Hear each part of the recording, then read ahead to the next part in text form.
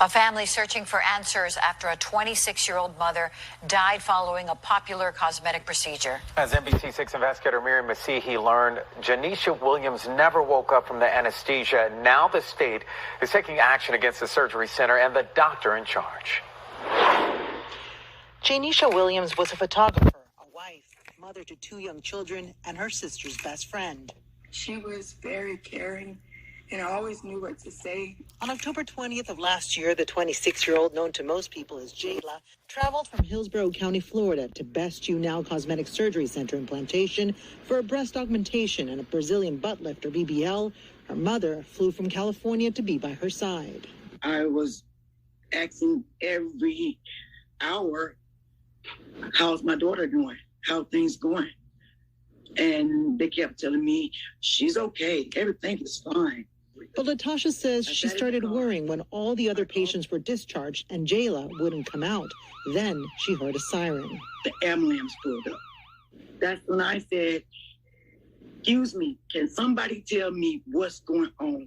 According to the medical examiner, at around 8 p.m., the procedure was completed, but Jayla never awoke from the anesthesia.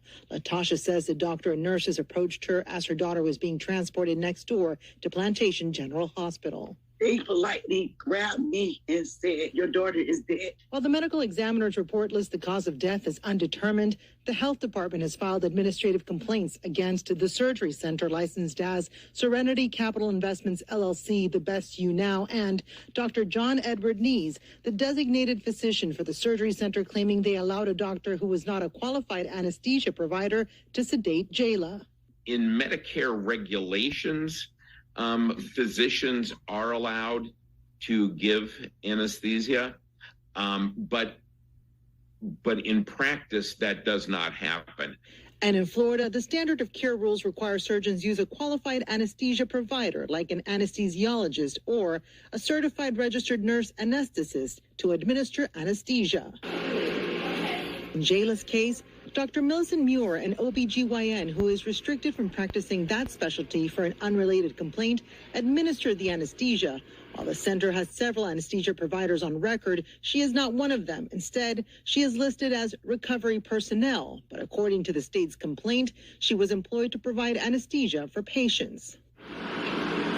The day we went to the Best You Now, Dr. Muir was locking up the place and said she didn't want to go on camera, but told me she had taken some courses in anesthesiology. Anesthesiology is a recognized medical specialty. Though he can't speak on Jayla's case, the president of the American Society of Anesthesiologists says the training is rigorous. So you become an anesthesiologist, you would do 4 years of undergraduate school, then you would do 4 years of medical school like all other specialists. And then after the 4 years of medical school, there is another 4-year period of residency training.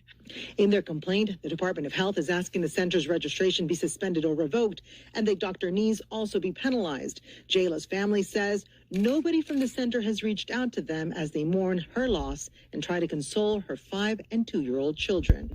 It's hard, ma'am. It's hard. They ask, can they go to heaven to see their mom? They don't understand.